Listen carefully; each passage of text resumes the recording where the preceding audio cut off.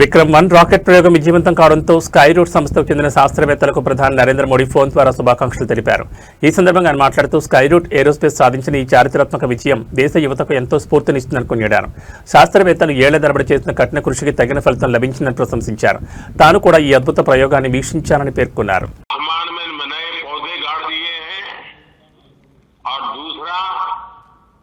जमीन में भी उस रूट्स को आपने मजबूती दी है जो देश के नौजवानों को आगे आने की प्रेरणा देगी।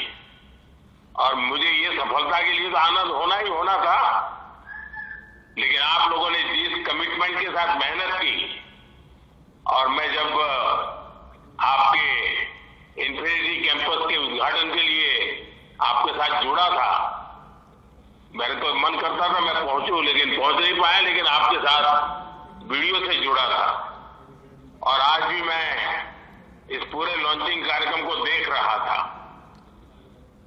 कब से मेरा ध्यान जो गया, आपकी पूरी टीम 25-30 साल की दिखती है, ये मुझे और खुशी दे रही थी।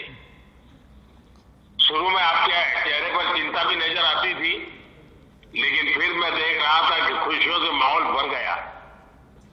मैं आपको, आपकी पूरी टीम को इस महत्वपूर्ण निर्णय के लिए और महत्वपूर्ण सफलता के लिए मैं बहुत बहुत बधाई देता हूं।